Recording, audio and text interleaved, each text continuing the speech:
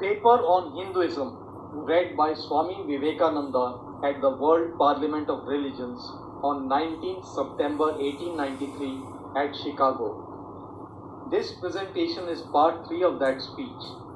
The earlier 2 parts have been uploaded on this channel. So far, all the Hindus are agreed. This is the common religion of all the sects of India.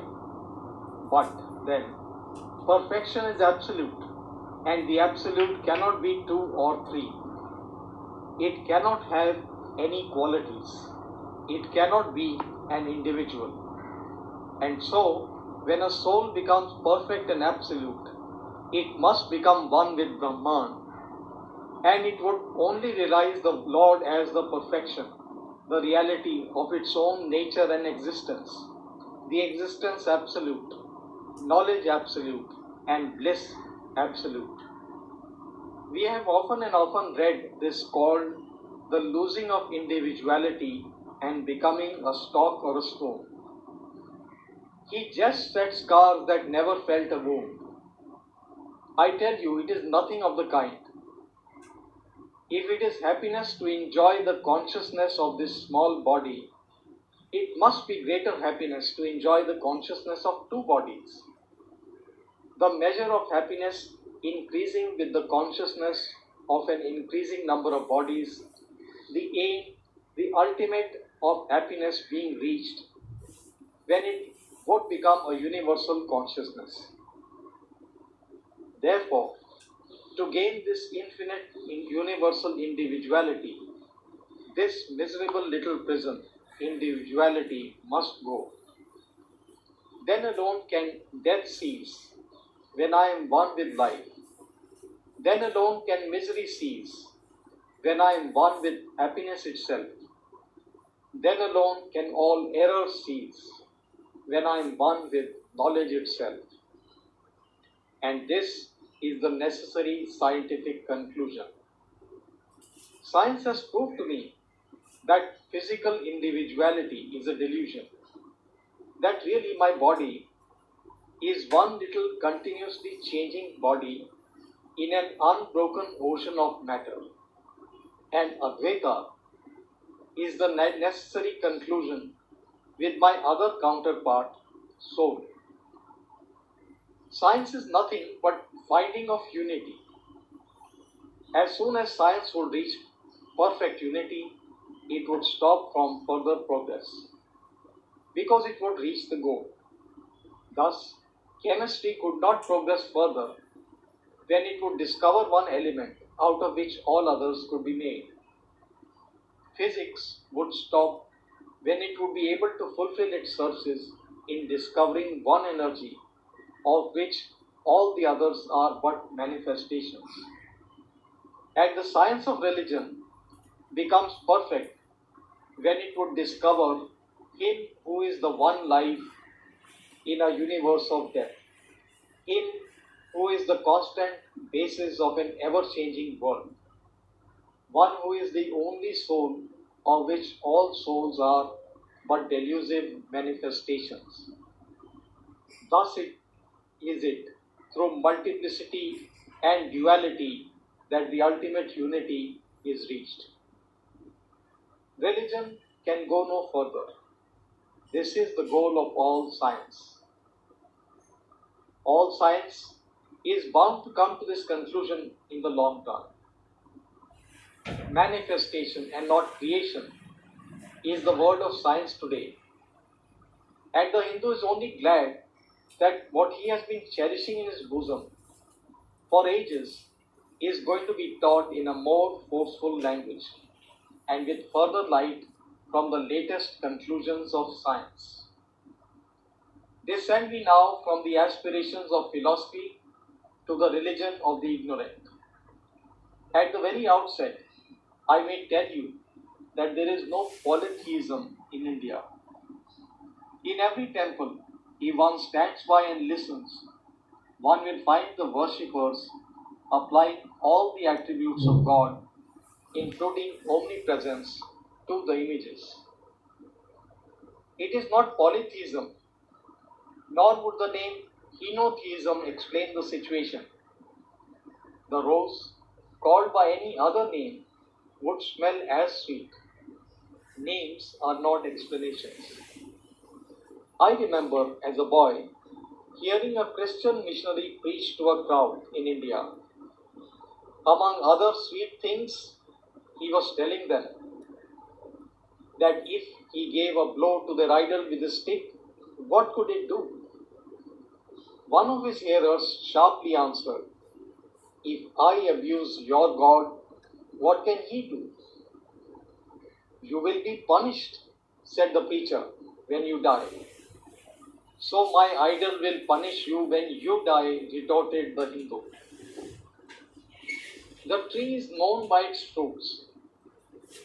When I have seen amongst them that are called idolaters, men the like of whom in mortality and spirituality and love I have never seen anywhere, I stop and ask myself, can sin beget holiness?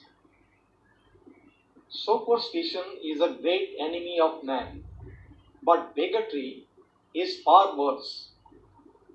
Why does a Christian go to a church? Why is the cross holy? Why is the face turned toward the sky in prayer? Why are so many images in the Catholic Church? Why are there so many images in the minds of the Protestants when they pray? My brethren, we can no more think about anything without a mental image than we can live without breathing. By the law of association, the material image calls up the mental idea and vice versa. This is why the Hindu uses an external symbol when he worships. He will tell you it helps him keep his mind fixed on the being to whom he prays. He knows as well as you do that the image is not God.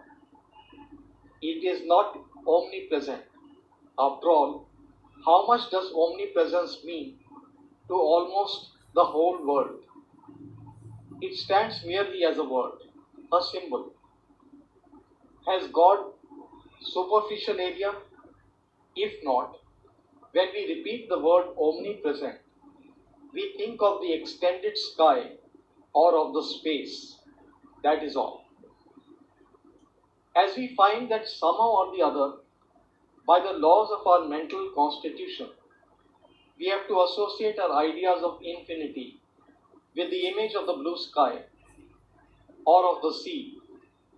So we naturally connect our idea of holiness with the image of a church, a mosque, or a cross. The Hindus have associated the ideas of holiness, purity, truth, omnipresence, and such other ideas with different images and forms. But with this difference that while some people devote their whole lives to their idol of a church and never rise higher, because with them, religion means an intellectual assent to certain doctrines and doing good to their fellows. The whole religion of the Hindu is centered in realization. Man is to become divine by realizing the divine. Idols or temples or churches or books are only the support, the helps of his spiritual childhood. But all in all, he must progress.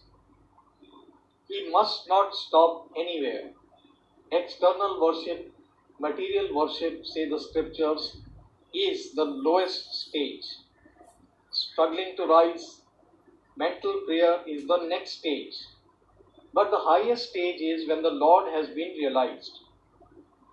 Mark, the same earnest man who is kneeling before the idol tells you, him the sun cannot express, nor the moon, nor the stars. The lightning cannot express him, nor what we speak of as fire.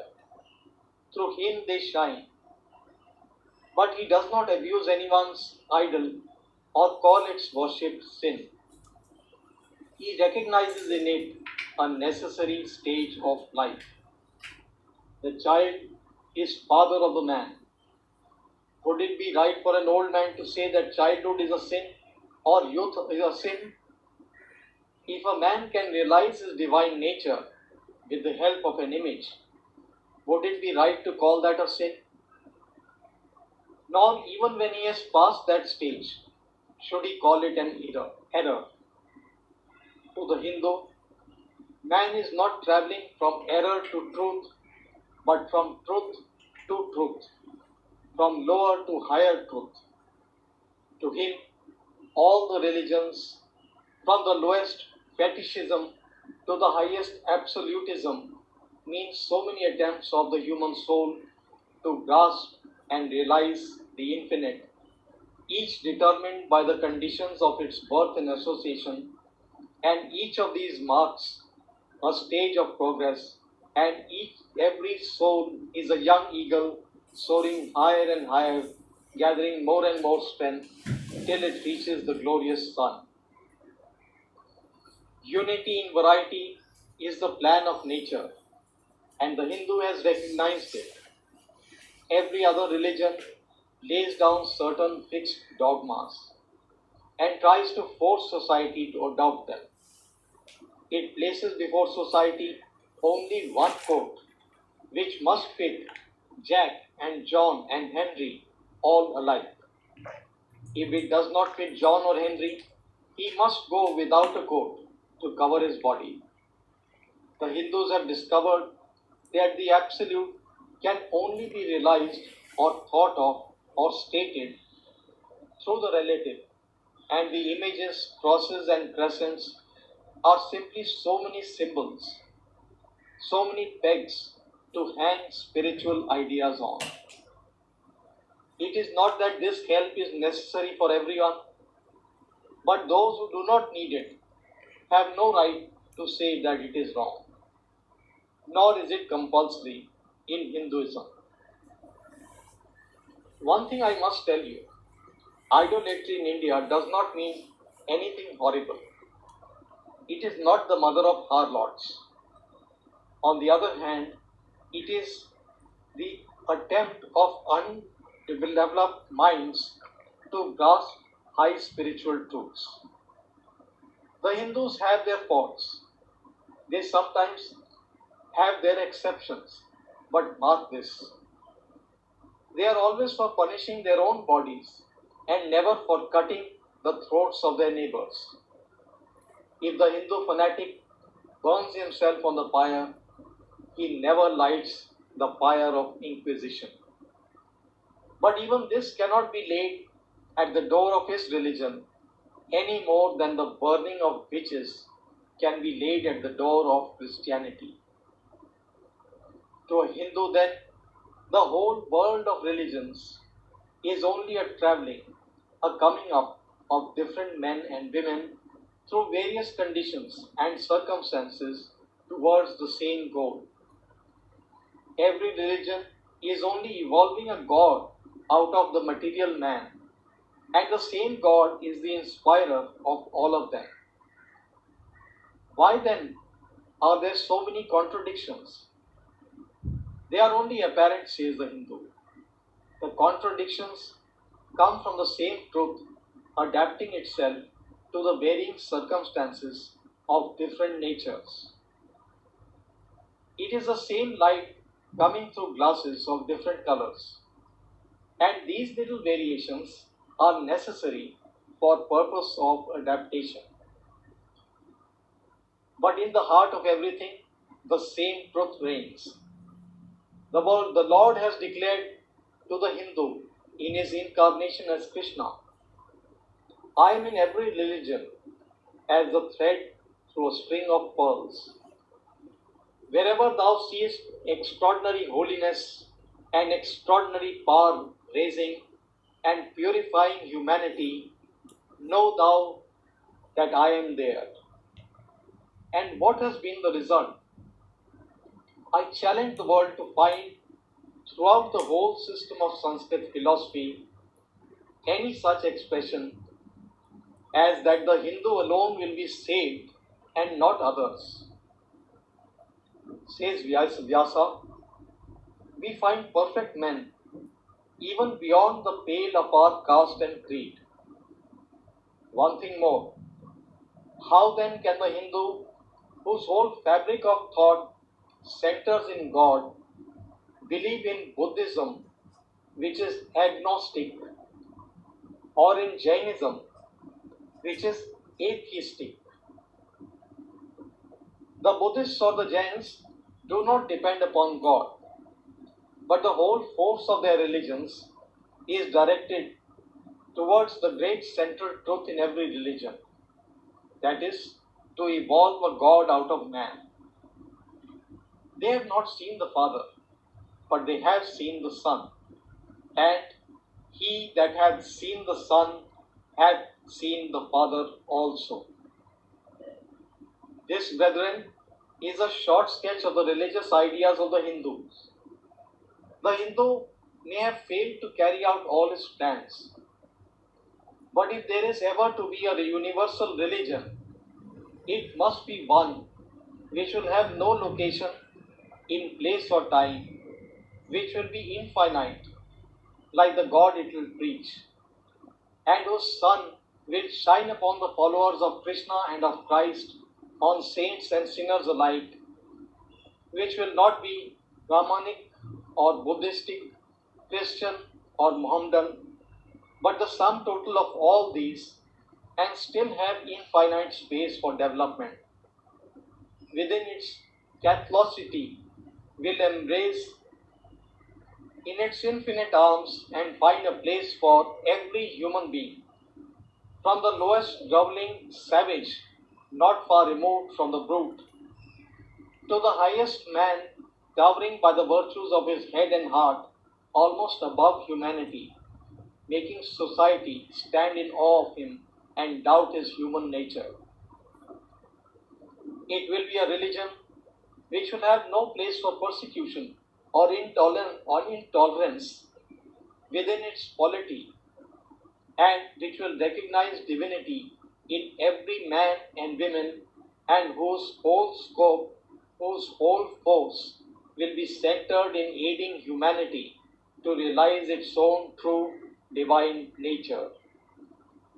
Offer such a religion, and all the nations will follow you. Ashoka's council was a council of the Buddhist faith. Akbar's, though more to the purpose, was only a parlor meeting. It was reserved for America to proclaim to all quarters of the globe that the Lord is in every religion. May He, who is the Brahma of the Hindus, the Ahura Mazda of the Zoroastrians, the Buddha of the Buddhists, the Jehovah of the Jews, the Father in heaven of the Christians, give strength to you to carry out your noble idea. The star arose in the east. It traveled steadily towards the west, sometimes dimmed and sometimes effulgent, till it made a circuit of the world. And now it is again rising on the very horizon of the east, the borders of the Sampo, a thousandfold more effulgent than it ever was before. Hail Columbia, motherland of liberty! It has been given to thee who never dipped her hand in her neighbor's blood, who never